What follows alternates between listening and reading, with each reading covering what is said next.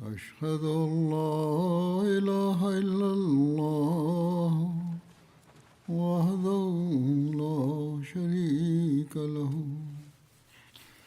وأشهد أن محمدا عبده ورسوله أما بعد فأعوذ بالله من الشيطان الرجيم بسم الله الرحمن الرحيم الحمد لله رب العالمين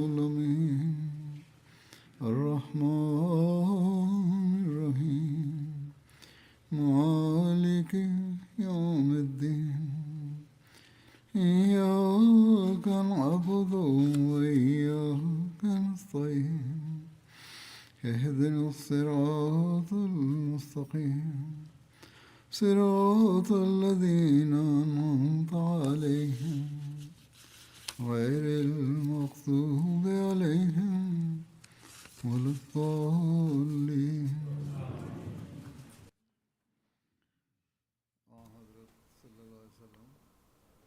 قبل جمعتين تكلمت من منطلق سيرة النبي صلى الله عليه وسلم حول حرقته لنشر وحدانية الله تعالى،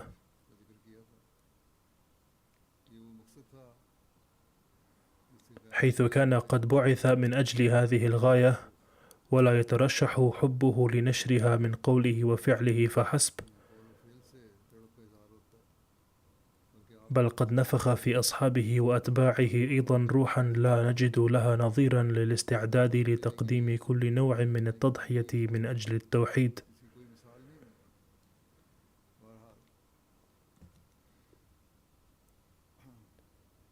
باختصار، سأتكلم اليوم أيضا حول هذا الجانب من سيرة النبي صلى الله عليه وسلم، وسأذكر تضحيات بعض الصحابة في سبيل ذلك أيضا. فكان من ثمار أعماله وحرقته ودعائه أن استعد الصحابة أيضا لتقديم هذه التضحية.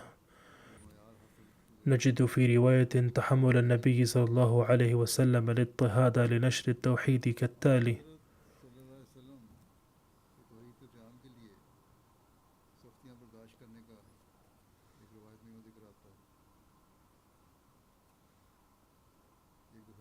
ذات يوم قال المشركون لرسول الله صلى الله عليه وسلم: ألست تقول عن آلهتنا كذا وكذا؟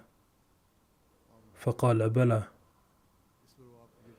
فتشبثوا به بأجمعهم، فجاء رجل أبا بكر فقال له: بادر صاحبك. فخرج ودخل المسجد الحرام، فوجد رسول الله صلى الله عليه وسلم قد التف به الناس،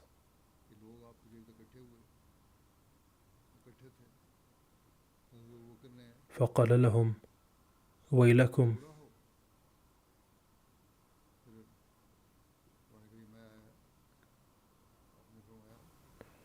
أتقتلون رجلا أن يقول ربي الله وقد جاءكم بالبينات من ربكم؟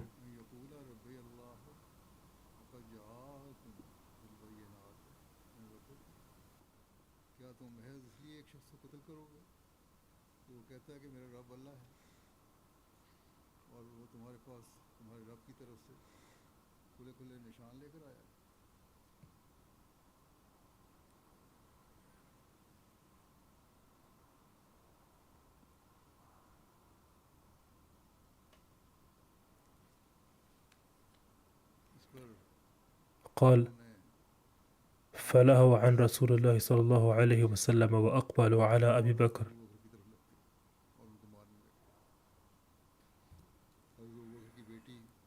تقول ابنته السيدة أسماء: فرجع إلينا أبو بكر فجعل لا يمس شيئا من غدائره إلا جاء معه، فقد جذبوا شعره بشدة حتى انتزع من أصله، وهو يقول: تباركت يا ذا الجلال والإكرام.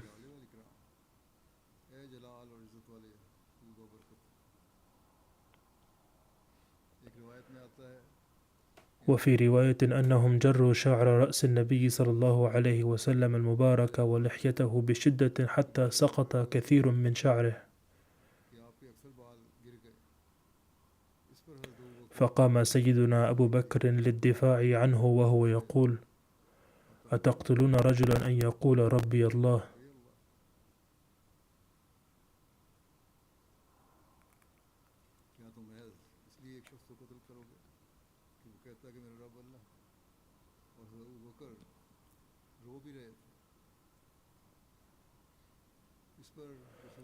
فقال له رسول الله صلى الله عليه وسلم: اتركهم يا أبا بكر، فوالذي نفسي بيده قد بعثت إليهم حتى أكون فداء، أي حين كانوا يظلمون النبي صلى الله عليه وسلم ويضربونه، فتدخل أبو بكر رضي الله عنه فتركوا رسول الله صلى الله عليه وسلم.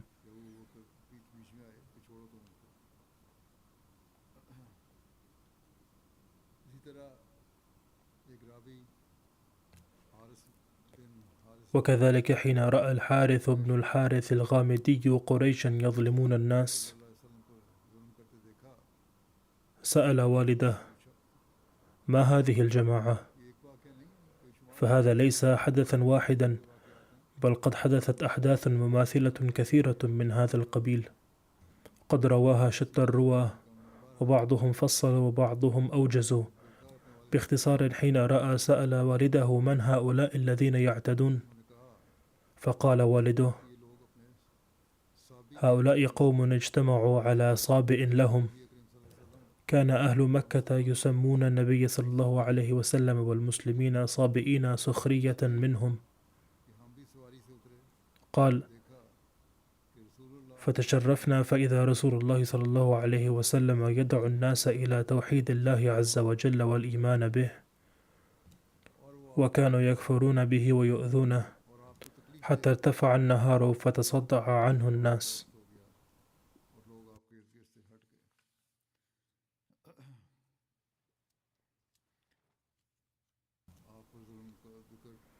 إن مواجهته صلى الله عليه وسلم للظلم مذكور في شتى كتب التاريخ، وقد استمد منها سيدنا المصلح الموعود رضي الله عنه، وكتب في مقدمة تفسير القرآن: ذات مرة كان النبي صلى الله عليه وسلم يسير في السوق، فأحاط به جمع من أوباش مكة، وظلوا يلطمون رقبته طوال الطريق قائلين: أيها الناس، هذا الذي يقول إنني نبي.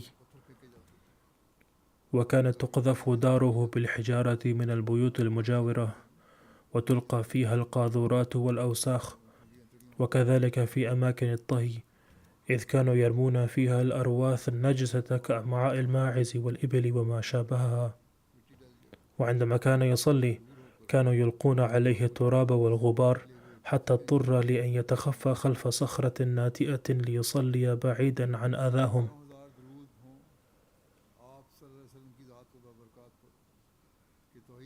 ألف صلاة وسلام على ذلك النفس المباركة، إذ لم يفتر لحظة واحدة ذلك الشوق المتأجج في صدره صلى الله عليه وسلم لنشر التوحيد، وتقبل كل ذلك الاضطهاد بمنتهى الفرحة والسعادة بصدر رحب. ومع ذلك كله لم تنقض محبته وشفقته بالإنسانية جمعاء مقدار ذرة. وكتب سيدنا المصلح الموعود نفسه: عندما نقرأ وقائع حياة النبي صلى الله عليه وسلم نجد دعواه حقيقة، حيث نطلع عند كل خطبة على أحداث تدل على ما كان يكنه من حب وشفقة نادرين تجاه الإنسانية. لقد تحمل في سبيل تبليغ رسالة الله تعالى ولسنين عديدة من الأذى والتعذيب ما لا حدود له. فذات مرة كان النبي صلى الله عليه وسلم في الكعبة، فخنقه الكافرون بردائه خنقا شديدا حتى احمرت عيناه وكادتا تخرجان من حدقتيهما.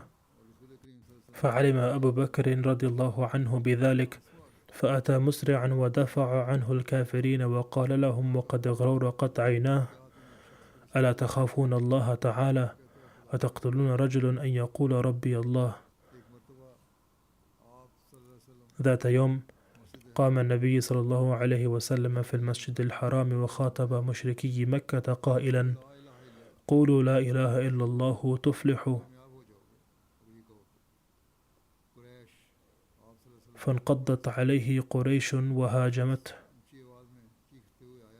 فجاء صارخ يصرخ بأعلى صوته ليهاجمه، فكان أول من وصل إليه صلى الله عليه وسلم هو الحارث بن أبي هالة رضي الله عنه، فبدأ يقاتل القوم ويفرقهم عن رسول الله صلى الله عليه وسلم، فانقضوا عليه جميعا حتى استشهد.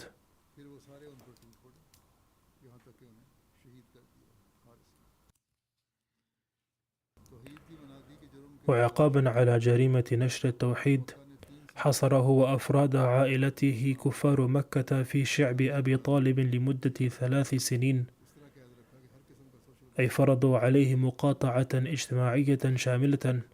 فلما انتهى الحصار بدأ النبي صلى الله عليه وسلم من جديد نشر التوحيد بعزم ونشاط في مكة كلها كما كان يفعل من قبل، بل قد تنشط أكثر من ذي قبل. وفي المقابل استأنفت قريش اضطهاد النبي صلى الله عليه وسلم.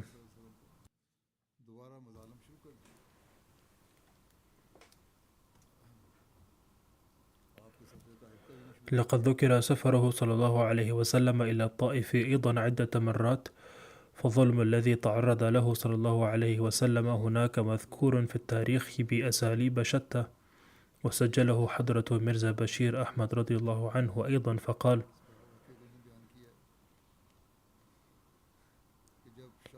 بعد انقضاء حصار شعب أبي طالب واستعادة النبي صلى الله عليه وسلم شيئا من حرية الحركة والتنقل، عزم على التوجه إلى الطائف داعيا أهلها إلى الإسلام.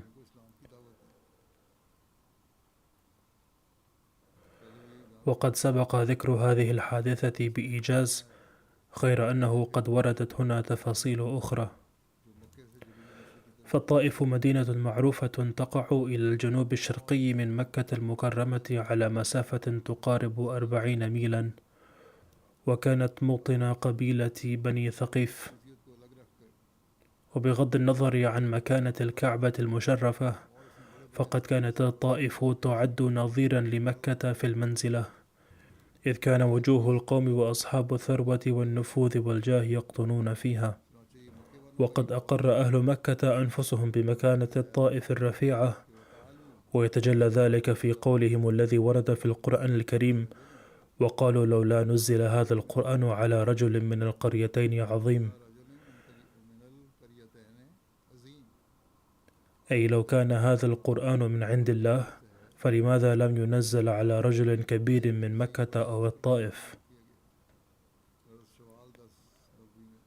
وفي شوال من العام 10 للنبوة توجه النبي صلى الله عليه وسلم إلى الطائف وحده أو بصحبة زيد بن حارثة وفق بعض الروايات، وأقام هناك 10 أيام يلتقي برؤساء المدينة وأعيانها واحدا تلو آخر، إلا أن هذه البلدة مثل مكة لم يكتب لها بعد أن تؤمن، فأعرض الجميع عن دعوته بل سخروا منه. وفي آخر الأمر أتى النبي صلى الله عليه وسلم زعيم الطائف الأكبر عبد يعلى يدعوه إلى الإسلام، فرده ردا صريحا وقال على سبيل الاستهزاء: إن كنت صادقا فأنا لا أجرؤ على محادثتك، وإن كنت كاذبا فالحديث معك لا طائل منه. هذا كان رده على دعوة النبي صلى الله عليه وسلم. ثم خشية أن تؤثر كلمات النبي صلى الله عليه وسلم في شباب البلدة قال له: الأجدر بك أن تغادر هذا المكان، فليس ثمة أحد يريد الاستماع إليك. وبعد ذلك أمر هذا الشقي أوباش البلدة وسفهائها بملاحقته صلى الله عليه وسلم. فلما خرج النبي صلى الله عليه وسلم من البلدة تبعوه بالصياح والضجيج وأخذوا يرشقونه بالحجارة حتى أدمى جسده الشريف، وظلوا يسبونه ويقذفونه بالحجارة مسافة 3 أميال متواصلة. وعلى بعد 3 أميال من الطائف كان لعتبة بن ربيعة أحد وجهاء مكة بستان، فالتجأ إليه النبي صلى الله عليه وسلم واستراح فيه بعد أن عاد المعتدون منهكين. وهناك وهو واقف في ظل شجرة رفع يديه إلى الله داعيا بهذا الدعاء: اللهم إليك أشكو ضعف قوتي وقلة حيلتي وهواني على الناس، اللهم يا أرحم الراحمين، أنت رب المستضعفين وأنت ربي. ثم قال صلى الله عليه وسلم: أعوذ بنور وجهك الذي أشرقت له الظلمات وصلح عليه أمر الدنيا والآخرة. اے میرے خدا تو سب سے بڑھ کر رحم کرنے والا ہے، اور اے کمزوروں اور بے قسموں کا تو ہی نگہبان اور محافظ ہے، اور تو ہی میرا پروردگار ہے۔ پھر اس نے یہ بھی فرمایا آگے، تو ترجمہ یہ ہے کہ میں تیرے ہی منہ کی روشنی میں پناہ کا خواستگار ہوتا ہوں، کیونکہ تو ہی ہے جو ظلمتوں کو دور کرتا اور انسان کو دنیا و آخرت کی حسنات کا وارث بناتا ہے۔ عتبہ اور شیبہ اس وقت اپنے اس باغ میں كان عتبة وشيبة في بستانهما، فلما رأياه على تلك الحال أشفق عليه، فأرسل غلامهما النصراني عداس يحمل إليه طبقا من العنب. ولعل الذي دفعهما إلى ذلك إما قرابة بعيدة أو قريبة أو شعور قبلي أو دافع آخر لا نعلمه، فتناوله النبي صلى الله عليه وسلم ثم التفت إلى عداس قائلا: من أين أنت وما دينك؟ فأجاب: أنا من نينوى وديني نصراني. فقال النبي صلى الله عليه وسلم: أمن نينوى مدينة يونس بن متى الصالح؟ فقال عداس: نعم، ولكن كيف عرفت أمر يونس؟ فقال صلى الله عليه وسلم: ذلك أخي كان نبيا من أنبياء الله وأنا نبي من أنبياء الله. ثم دعاه إلى الإسلام، فتأثر عداس تأثرا بالغا وغلبه صدق الإخلاص، فتقدم يقبل يد النبي صلى الله عليه وسلم.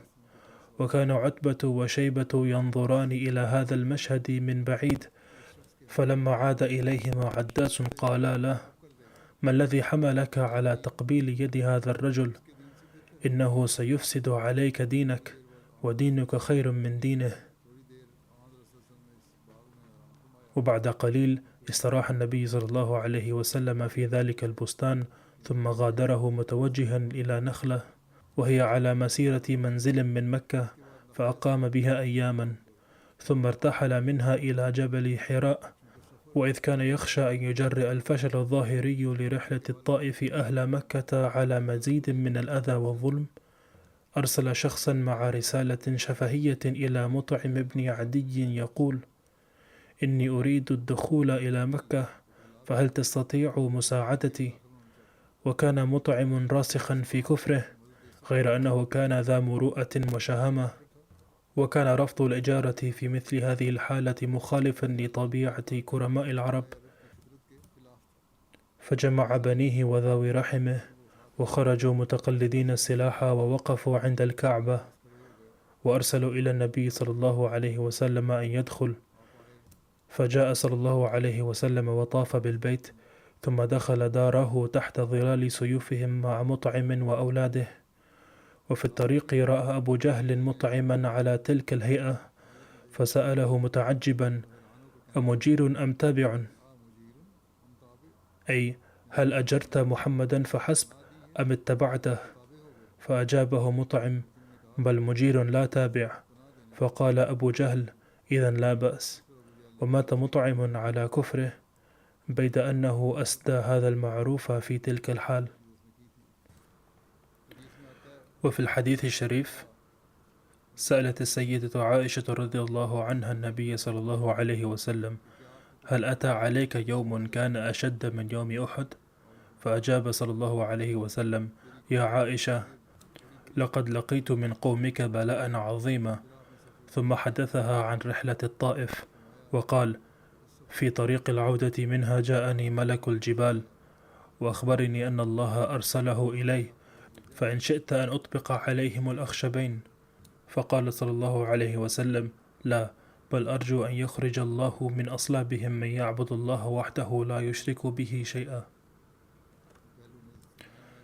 غلبت عليه مشاعر المواساة تجاه الناس، وكان في الوقت نفسه على يقين راسخ بأن أبناءهم وأحفادهم سيعتنقون الإسلام يوما ما ويتمسكون بعقيدة التوحيد.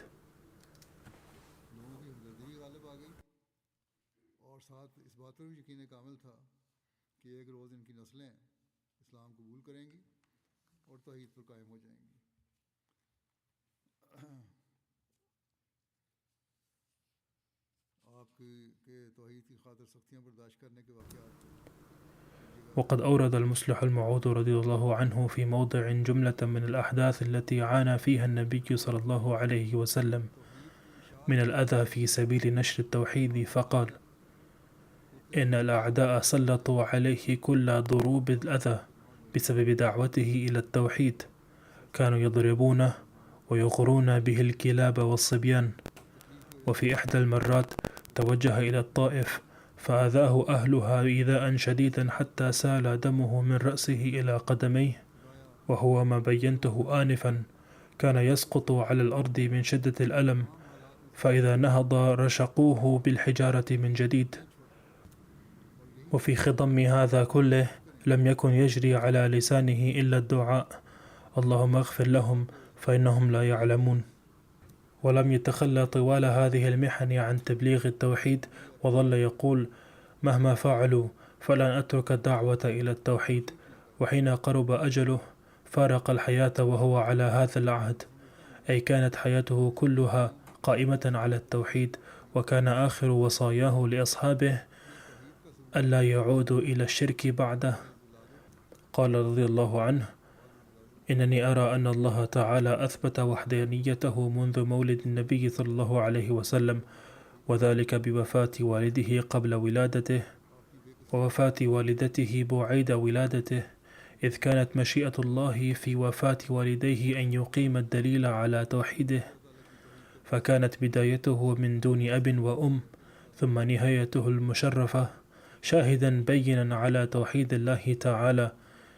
ويتجلى من ذلك كله أن الذي دعا النبي صلى الله عليه وسلم إلى توحيده هو الذي تكفل برعايته وحفظه منذ طفولته حتى آخر حياته. وقد وردت أيضا أخبار عن تبليغ النبي صلى الله عليه وسلم في أسواق العرب، إذ كان رسول الله صلى الله عليه وسلم يؤدي فريضة الدعوة إلى التوحيد بمكة المكرمة على المستويين الفردي والجماعي، ويتوجه فضلا عن ذلك إلى بعض أسواق العرب يبلغ فيها دعوة الإله الواحد الذي لا شريك له. كانت خارج مكة أماكن مختلفة يجتمع فيها الناس ويبيعون ويشترون، وكانت تسمى أسواق العرب، وهي تشبه بما يسمى عندنا في حضارة شبه القارة الهندية الباكستانية مهرجانات. وكانت عكاظ ومجنة وذو المجاز من أسواق قريش والعرب، وكان أكبرها سوق عكاظ التي تبعد عن مكة بمسافة 3 ليال. كان العرب يقيمون في سوق عكاظ شهر شوال كاملا، ثم ينتقلون إلى سوق مجنة التي تقع في مر الظهران على بعد 1 أميال من مكة، وكانوا يقيمون فيها حتى 20 من ذي القعدة، ثم ينتقلون إلى سوق ذي المجاز التي تبعد 3 أميال عن ميدان عرفات، وكانوا يقيمون فيه حتى أيام الحج. وكان النبي صلى الله عليه وسلم يذهب إلى هذه الأماكن كلها ويقوم بالدعوة. عن جابر رضي الله عنه قال: مكث رسول الله صلى الله عليه وسلم بمكة 10 سنين يتبع الناس في منازلهم بعكاظ ومجنة يقول: من يؤويني، من ينصرني، حتى أبلغ رسالة ربي وله الجنة. وعن ربيعة بن عباد رضي الله عنه، وكان جاهليا فأسلم، قال: رأيت رسول الله صلى الله عليه وسلم بصر عيني بسوق ذي المجاز يقول: يا أيها الناس قولوا لا إله إلا الله تفلحوا. وكان النبي صلى الله عليه وسلم يدخل في فجاجها وأزقتها والناس متقصفون عليه أي يصرخون عليه، فما رأيت أحدا يقول أن صدقوه. ومع ذلك كان النبي صلى الله عليه وسلم لا يسكت، بل يقول باستمرار: أيها الناس قولوا لا إله إلا الله تفلحوا. और बराबर फरमाते जाते थे, ए लोगों कहो अल्लाह के सिवा कोई मबूद नहीं, तुम फलाह पा जाओगे।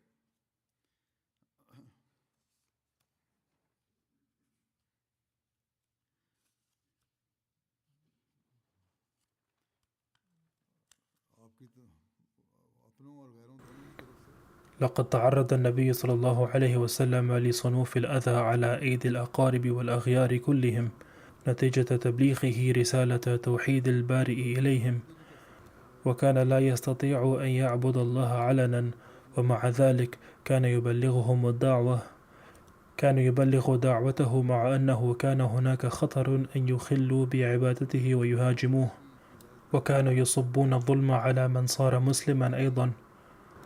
وبشأن صلوات النبي صلى الله عليه وسلم وعباداته، ورد في رواية أن النبي صلى الله عليه وسلم وعلي رضي الله عنه كان إذا حضرت الصلاة خرجا إلى شعاب مكة فيصليان الصلوات فيها، ومكث كذلك ما شاء الله أن يمكثا. ثم إن أبا طالب عثر عليهما يوما وهما يصليان، فقال لرسول الله صلى الله عليه وسلم: يا ابن أخي، ما هذا الدين الذي أراك تدين به؟ قال: أي عمي، هذا دين الله ودين ملائكته ودين رسله ودين أبينا إبراهيم عليه السلام، وقد بعثني الله به رسولا إلى العباد، وأنت يا عمي أحق من بذلت له النصيحة ودعوته إلى الهدى، وأحق من أجابني إليه وعانني عليه. فقال أبو طالب: يا ابن أخي، إني لا أستطيع أن أفارق دين آبائي، ولكن والله لا يخلص إليك أحد من الأعداء بشيء تكرهه ما حييت، وسوف أنصرك في كل حال. ثم قال أبو طالب لابنه علي رضي الله عنه: ما هذا الدين الذي أنت عليه؟ قال: يا أبت، قد آمنت بالله وبرسوله وصدقته بما جاء به صلى الله عليه وسلم، وصليت معه لله. فقال له أبو طالب: أما إنه لا يدعوك إلا إلى خير فالزمه. أي ترك أبو طالب ابنه مع رسول الله صلى الله عليه وسلم. उसकी मैंने तस्दीक की है और मैं उनके साथ खुदा की नमाज पढ़ता हूँ। इस पर हज़रत अबू तालिब ने कहा कि बेशक ये तुम्हें भलाई की तरफ ही बुलाएंगे, बस तुम उनके साथ रहो। अपने बेटे को कहा कि साथ ही रहना। सहाबा पर भी जैसा कि मैंने कहा, أما الصحابة فقد تعرضوا أيضا لاضطهاد شديد نتيجة إيمانهم بالتوحيد. ظلت قريش مكة يسعون بطريق أو بآخر لصد النبي صلى الله عليه وسلم عن تبليغ دعوته الإسلام بين الناس، مستغلين قوتهم وسيادتهم، ولاجئين إلى أنواع الحيل من مفاوضات وتهديدات. هذا من ناحية، ومن ناحية أخرى لم يبرحوا يصبون على من أسلم منهم صنوف الاضطهاد والتعذيب الوحشي، بما لا يقدر القلم على ذكره ولا يقدر أحد على بيانه. ومع ذلك فإن ما ذكر من هذا التعذيب يجعل الإنسان يرتعد من هوله.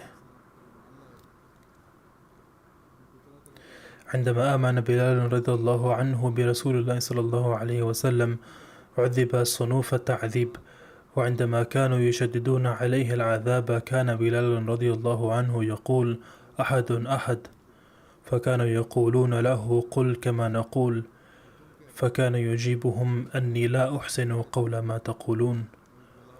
وفي رواية أخرى أن المشركين حين كانوا يؤذون بلالا رضي الله عنه لرده إليهم كان يقول: الله الله. وفي رواية أخرى أن بلالا رضي الله عنه لما آمن ألقاه أسياده على الأرض ووضعوا عليه الحجارة وجلد البقرة، وقالوا له: إن ربك اللات والعزى، فما كان منه إلا أن كان يقول: أحد أحد. فجاء أبو بكر رضي الله عنه إلى أسياد بلال وقال لهم: إلى ما تؤذون هذا الرجل؟ ثم اشتراه منهم ب7 أوقيات فأعتقه، والأوقية 40 درهما، أي أن أبا بكر اشترى بلالا رضي الله عنهما ب280 درهما ثم أعتقه. ثم هناك سمية وعمار بن ياسر وخباب وعشرات آخرون من العبيد والأحرار ممن صاروا بسبب إيمانهم بالتوحيد عرضة لمظالم الكفار القاسية المؤلمة التي يندى لها جبين الإنسانية. لا شك أن كفار مكة كانوا يضطهدون المسلمين المستضعفين، إلا أن النبي صلى الله عليه وسلم أيضا لم يكن في مأمن من أذاهم، بل كان الأكثر عرضة لاضطهادهم وآذاهم كما ذكرت آنفا. وما أشده من إيذاء وإيلام له أنهم كانوا يسمونه مذمما، أي الأكثر مذمة والعياذ بالله، بدلا من ذكر اسمه محمد أي الأكثر حمدا.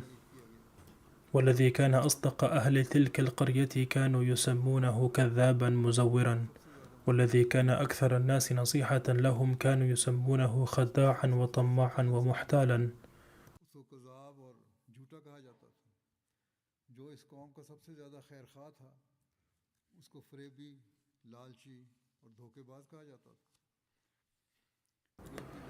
والذي كان قد نذر شبابه وصحته وقوته وليله ونهاره لهداية قومهم وإصلاحهم وفلاحهم ونجاحهم، كانوا يدعونه مجنونا ومخبولا ومريضا. حينا كانوا يضعون الثوب في عنقه ويجرونه به حتى كان يوشك على الاختناق، وحينا آخر كانوا يرشقونه بالحجارة، وتارة يلقون عليه القاذورات والنجاسات. وقال عروة بن الزبير: سألت ابن عمرو بن العاص: أخبرني بأشد شيء صنعه المشركون بالنبي صلى الله عليه وسلم. قال: بينما النبي صلى الله عليه وسلم يصلي في الحطيم، وهو المكان الفارغ بجنب الكعبة الذي فيه جدار صغير، إذ أقبل عقبة بن أبي معيط ووضع ثوبه في عنقه فخنقه خنقا شديدا، فأقبل أبو بكر رضي الله عنه حتى أخذ بمنكبه ودفعه عن النبي صلى الله عليه وسلم وقال: أتقتلون رجلا أن يقول ربي الله؟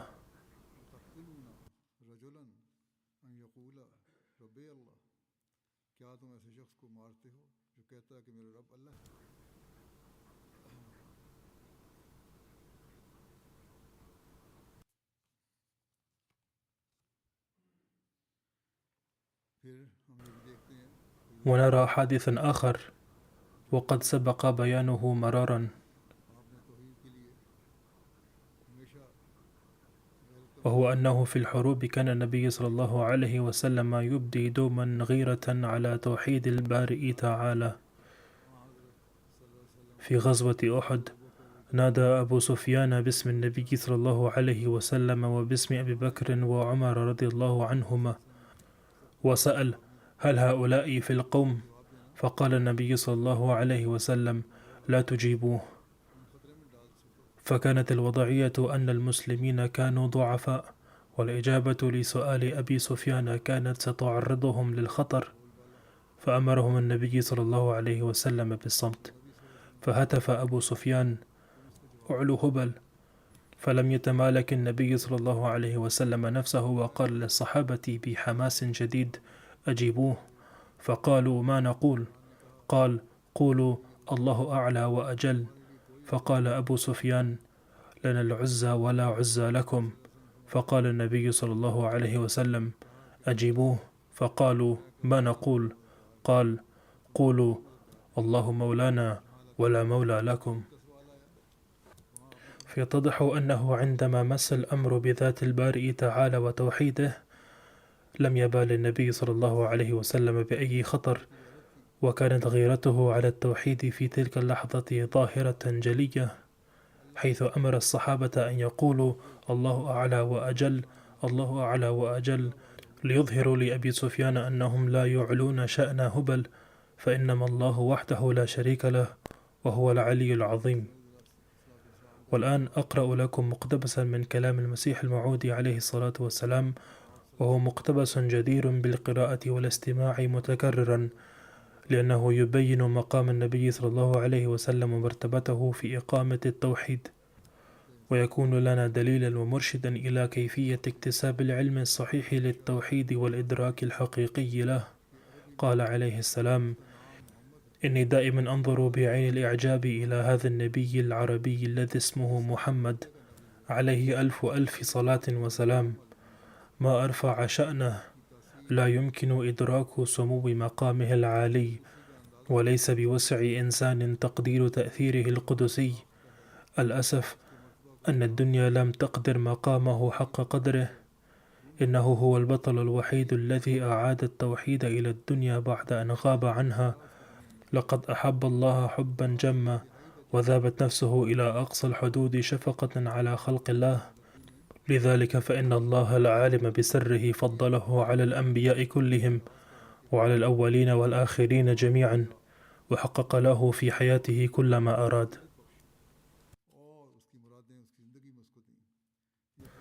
ويوضح هذا المقتبس كيف كان النبي صلى الله عليه وسلم أعلى مقاما في حفظ التوحيد، ونفسه ملتحقة برحمة وشفقة عظيمة على الخلق، ليقرب الناس إلى الله فيثبتوا على التوحيد ويصلحوا دنياهم وآخرتهم. يقول حضرته: هو صلى الله عليه وسلم المنبع لكل فيض، ومن ادعى بأية فضيلة من غير الاعتراف بأنه قد نالها بواسطة النبي صلى الله عليه وسلم فليس هو بإنسان، وإنما هو ذرية الشيطان، لأنه صلى الله عليه وسلم قد أعطي مفتاحا لكل خير وكنزا لكل معرفة. إن الذي لا ينال عن طريقه صلى الله عليه وسلم فهو محروم أبدي.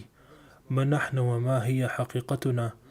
سنكون من الكافرين بنعمة الله عز وجل إن لم نعترف بأن التوحيد الحقيقي إنما وجدناه بفضل هذا النبي، وأن معرفة الإله الحي إنما حصلناه بواسطة هذا النبي الكامل وبنوره، ولم نتشرف بمكالمة الله ومخاطبته التي نحظى من خلالها برؤية وجهه عز وجل إلا بفضل هذا النبي العظيم. إن أشعة شمس الهداية هذه تقع علينا كالنور الساطع، ونستطيع أن نبقى مستنيرين ما دمنا واقفين إزاءها، فإن النبي صلى الله عليه وسلم هو الوسيلة الوحيدة الآن للوصول إلى الله تعالى ولمعرفة توحيده الحقيقي. والذين يتمسكون بفكرة خاطئة أن الذي لا يؤمن بالنبي صلى الله عليه وسلم أو يرتد مع ثبوته على التوحيد ويؤمن بالله واحدا لا شريك له سينال النجاة، ولن يضره عدم إيمانه بالنبي صلى الله عليه وسلم أو ارتداده شيئا.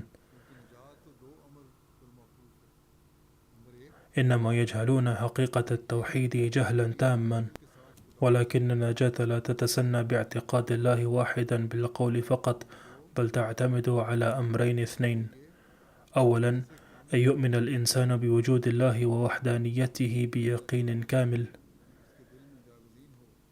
ثانيا أن يكون الحب الكامل لله جل شأنه راسخا في قلبه حتى تصبح نتيجة لغلبته واستيلائه طاعة الله تعالى راحة قلبه، بحيث لا تحلو له الحياة دونها، أي تكون هذه الحالة هي الغالبة لديه، ويطأ حبه حب غيره تحت الأقدام ويجعله كالمعدوم.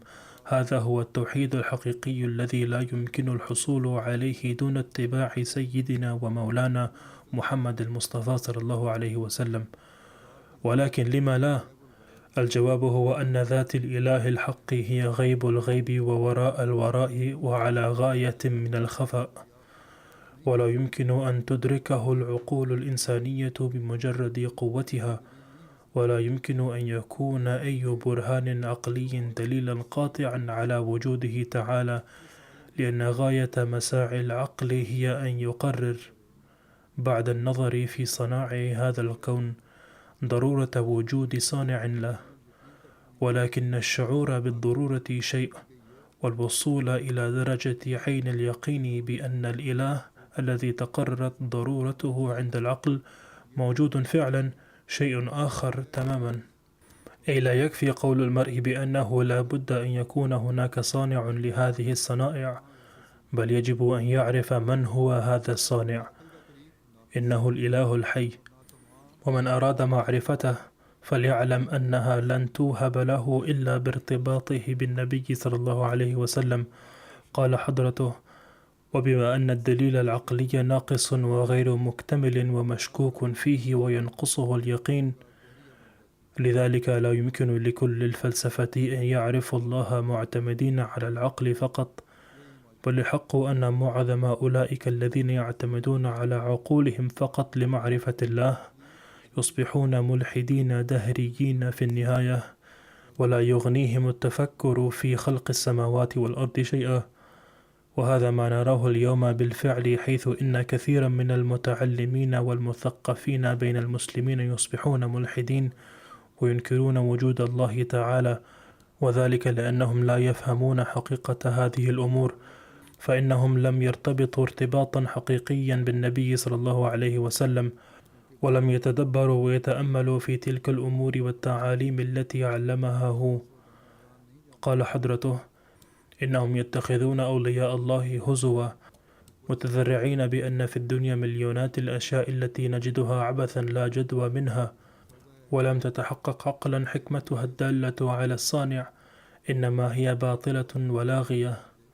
الأسف كل الأسف أن هؤلاء الجهلاء لا يعلمون، أي أنهم يقدمون دليلا لعدم وجود الصانع، لأن كل شيء لا يحمل فائدة ظاهرة، وما ذلك إلا لجهلهم بحقيقة الفائدة، فإن علمهم قاصر، ولذلك ينطقون بمثل هذه الأقوال المتهافتة.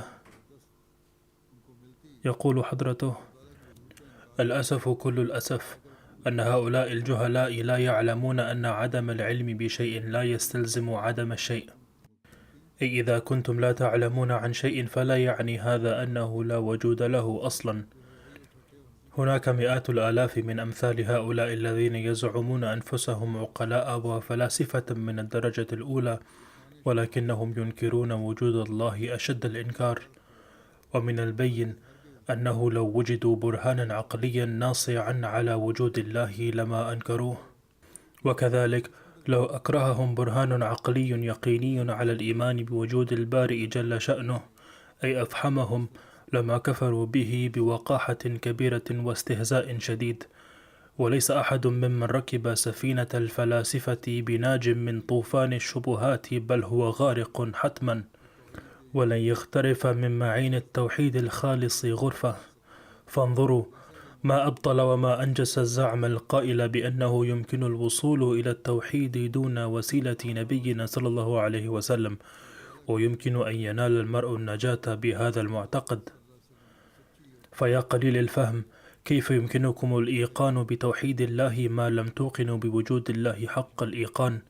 فتيقنوا أن التوحيد اليقيني لا يتأتى إلا باتباع النبي صلى الله عليه وسلم، كما أن نبينا صلى الله عليه وسلم قد جعل العرب الملحدين والمنحرفين يؤمنون بوجود الله بإراءتهم ألوف الآيات البينات، وأن أتباعه صلى الله عليه وسلم الصادقين الكاملين كانوا ولا يزالون يتمون الحجة على الملحدين بتلك الآيات المعجزة.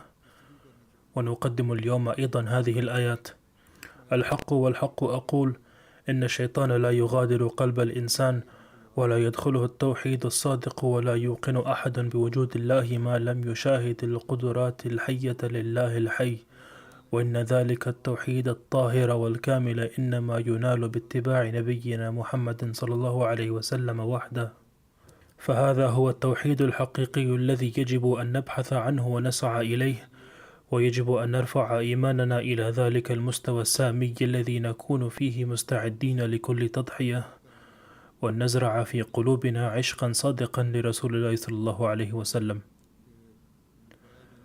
لقد بعث الله تعالى في هذا العصر الخادم الصادق للنبي صلى الله عليه وسلم لمواصلة مهمة إقامة التوحيد ونشره، وقد بايعناه فلنجتهد بكل ما أوتينا من قوة لأداء حق هذه البيعة، كما ينبغي أن ندعو الله تعالى لذلك أيضا، وفي أيام رمضان الباقية خاصة لنجعل دعاءنا هو أن نكون في مقدمة من ينشرون توحيد الله ويدافعون عنه. وفقنا الله تعالى لذلك وأزال عنا ضعفنا. ودعوا للأمة الإسلامية أيضا كما قلت ذلك في خطبة الجمعة الماضية أن يفهموا التوحيد الحقيقي ويعملوا به، ففي ذلك بقاؤهم وفيه نجاتهم من مكر الدجالين. وفقهم الله تعالى لذلك. بعد الصلاة سأؤم صلاة الجنازة على الغائب اليوم أيضا للمرحوم الداعية ذكر الله تايو أيوب الذي توفي قبل أيام عن عمر ناهز 80 عاما. إنا لله وإنا إليه راجعون. بفضل الله تعالى كان من الموصيين، وكان أصله من نيجيريا، وقد انضم إلى الجماعة الإسلامية الأحمدية سنة 1965 عن طريق رؤية. وفي عام 1966 التحق بكلية تدريب المبشرين في غانا، وبعد أن أكمل دراسته الابتدائية هناك عاد إلى نيجيريا سنة 1969، وبعد أن أدى الخدمة لمدة سنة التحق سنة 1970 بالجامعة الأحمدية في ربوة لنيل شهادة شاهد. وفي سنة 1977 نجح أيضا في امتحان مولوي فاضل، حصل على شهادة شاهد سنة 1979، وبعد ذلك عاد إلى نيجيريا وبدأ خدمته هناك وظل هناك حتى وفاته. وقد وفقه الله لخدمة الجماعة قرابة 47 عاما، وخدم في مقامات مختلفة في نيجيريا، كما أدى الخدمة أيضا كنائب الإمير في نيجيريا، كما حصل على درجة الدراسات العليا في الصحافة والإعلام، ولذلك كان يعمل في هذا المجال أيضا. وتم تعيينه مديرا لجامعة المبشرين في نيجيريا، حيث كان في البداية قائما بأعمال المدير، ثم خدم كمدير لمدة 3 أو 4 سنوات. وكان أيضا لاعبا متميزا وله شغف كبير بالرياضة، لكنه لم يسمح أبدا أن تصبح الرياضة عائقا أمام عباداته. وكان كاتبا جيدا وخبيرا في اللغات وشاعرا كذلك. ترك خلفه زوجته و3 أبناء و5 بنات، وأصغر أبنائه السيد عبد المجيب يخدم حاليا في نيجيريا كداعي، بالإضافة إلى خدمته كمنسق لمجلة مقارنة الأديان في نيجيريا، وهو من الواقفين في سبيل الله. يقول الداعي المسؤول الطاهر عدنان إن المرحوم كان إنسانا تقيا مطيعا ومستعدا دائما لخدمة الجماعة، ويقول: أتيحت لي فرصة رؤيته عن قرب لأكثر من 20 عاما، وخلال هذه المدة شاهدت نماذج كثيرة من أخلاقه الرفيعة وتواضعه وانكساره وطاعته ووفائه غير العادي للخلافة ولنظام الجماعة. ويقول: عندما أصبحت أنا المسؤول كان أكبر مني سنا، ومع ذلك أظهر ولاء كاملا وشعورا عاليا بالمسؤولية والطاعة، فكان يقبل توجيهاتي ويعمل بها بإخلاص. كما يقول الداعية يوسف خالق إنه أثناء خدمته كمدير للجامعة كان يولي تربية الطلاب اهتماما استثنائيا، وغرس فيهم روح المسؤولية، وكان يوصيهم دائما ألا يقدموا الأعذار في أي عمل، وكان يركز بشكل خاص على التنفيذ الفوري لتعليمات الخليفة الحالي. ومن أجل التدريب العملي كان يرسل الطلاب أيضا في حملة.